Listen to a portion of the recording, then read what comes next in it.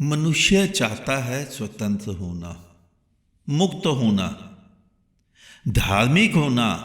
धर्म में भी तो तुम मुक्त होने ही चाहते हो कि मुक्त होएंगे, किसी ऐसे ग्रह पर जाएंगे जहां भगवान हो, जहां मृत्यु ना आती हो, जहां आनंद ही आनंद हो, सुख ही सुख हो।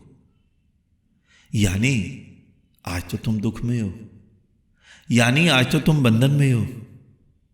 मुक्ति की चाह ही क्यों पैदा हुई?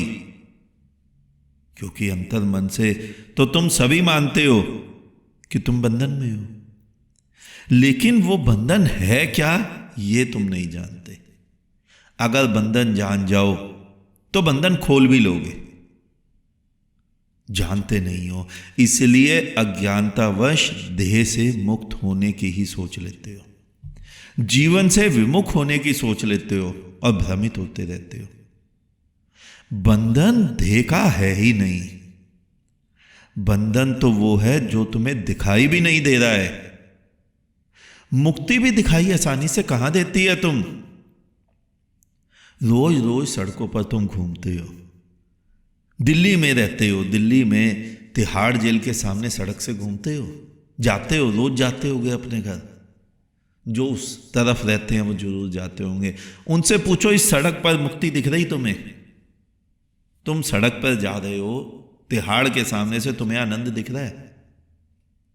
वो हंसेगा, वो कहेगा कैसा आनंद, कैसी मुक्ति, रोज ही तो जाते हैं यहां। मुक्ति उसके अनुभव में कभी नहीं आती। लेकिन अगर उस व्यक्ति से पूछो जो अभी अभी उसी जेल के बाहर निकला है, सड़क पर, जेल की चार दीवारी को छोड़कर जेल के गेट से बाहर, उससे पूछो कैसी मुक्ति है, वो बाहें उठा देगा आकाश की तरफ, कहेगा आहा आनंद आ गया। लेकिन उसी सड़क से तो तुम रोज निकलते हो, तुम्हें आह जैसा कुछ भी प्रतीत नहीं होता, क्योंकि तुमने बंधन ही नहीं देखा। और जिस देह से मुक्ति की कल्पना तुम कर रहे हो ना, वो देह बंधन नहीं है। देह तो सबकी मरती है। कबीर ने कहा था ना, राम गयो कृष्ण गयो और मर मर गए शरीर, और हंसा बिसरा ना मरयो और कह गए दास कबीर।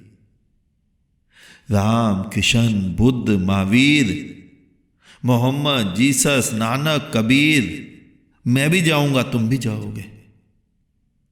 देह से मुक्ति का प्रश्न ही नहीं है। मुक्ति बंधन से, उन बंधनों से जिन्हें तुमने ही स्वेच्छा से अज्ञानतावश अपने इर्द गिर्द फैला रखा है।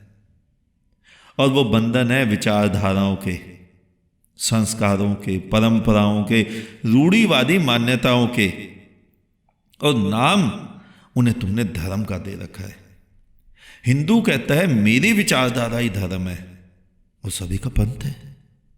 ऐसा ही मुसलमान, सिख, ईसाई, बौद्ध, जैन, सभी अपने अपने धर्मों में कहते हैं। तुम कहते हो हिंदू केवल धर्म है और मुसलमान पंथ है, वो धर्म ही नहीं है। कभी मुसलमानों के बीच में बैठ के देखना, वो कहते हैं इस्लाम ही एक दीन है, एक धर्म है, बाकी सभी काफिर हैं।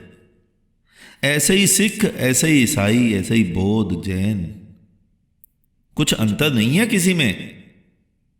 और इन्हीं मान्यताओं में, इन्हीं विचारधाराओं में बंधे रहना ही बंधन है, और इन्हीं से मुक्त होना ही मुक्ति है। अब जो जेल से बाहर आ गया, उसे पता चलेगा कि उसने क्या पाया, क्या आनंद उसे मिला। क्योंकि नीला आकाश वो तो जेल के भीतर भी था, चार दीवारी वो तो घर की भी होती है। अंतर क्या हुआ? अंतर हुआ स्वयं की इच्छा का। जेल के भीतर उसकी स्वयं की इच्छा का अभाव था, बाहर आकर वो स्वयं का मालिक बन गया। और स्वयं का मालिक बनने को ही तो स्वामी कहते हैं। तुम्हारे महात्मा नाम तो स्वामी जी रख देते हैं अपना, और तुम भी उन्हें बोलते हो स्वामी जी, महाराज जी। और उनमें क्या स्वामीपना है? क्या वो अपने मालिक हैं? वो तो तुमसे ज्यादा उस धर्म से बंधे हुए हैं, अपने अपने धर्मों से। तुम कम बंधे हो, वो ज्यादा बंधे हैं। और स्वयं का मालिक होना, अपने आप को देखना, स्वयं को देखना, यही तो अध्यात्म है। यही तो सन्यासी होना है, यही तो धार्मिक होना है, और यही तो मुक्त होना है। लेकिन तुम ये सोचो, तुम्हारे धर्मगुरु ये कहेंगे, ऐसे तो व्यक्ति स्वच्छंद हो जाएगा। स्वच्छंद हमेशा व्यक्ति बंधन से होता है।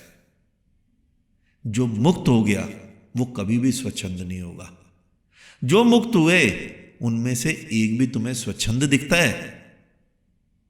बुद्ध दिखते हैं, महावीर दिखते हैं, मोहम्मद दिखते हैं, जीसस, नानक, कबीर दिखते हैं, क्योंकि ये मुक्त हो गए। स्वच्छंद, विद्रोही, ये तब होगा मनुष्य जब वो किसी के बंधन में होगा, क्योंकि वहीं से तो वो कूदना चाहेगा। लेकिन तुम्हें नहीं समझ आती, तुम बंधन को देख ही नहीं पाते। बंधन अचानक खुलता है, अचानक ही तुम्हारी दृष्टि पड़ती है। धीरे धीरे कुनकुना कुनकुना बने रहने से कुछ नहीं होगा। सोचो, एक प्रयोग किया जाए, एक मेंढक, उसको एक बाल्टी में रखा जाए, और ऐसी बाल्टी में रखा जाए जिसका टेम्परेचर 70-80 डिग्री हो, पानी का। क्या होगा? वो जैसे ही तुम उसके बीच में उसको रखोगे वो कूद के बाहर निकल जाएगा, क्योंकि नॉर्मल पानी का टेम्परेचर नदियों में, नालों में तो 70-80 होता नहीं है। वो कूदेगा एकदम। और दूसरे मेंढक को एक ऐसी बाल्टी में रखो जिसका टेम्परेचर नॉर्मल हो, जो नदी का हो, नाले का हो, तालाब का हो। अब धीरे धीरे उस बाल्टी को गर्म करना आरंभ करो।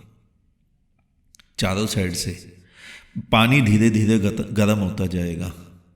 मेंढक उस धीरे धीरे बढ़ते हुए टेम्परेचर के हिसाब से स्वयं की बॉडी को एडजस्ट करता रहेगा। वो सोचेगा धूप से गर्म हो रहा है, किसी प्रकार गर्म हो रहा है, उसे पता ही नहीं चलेगा।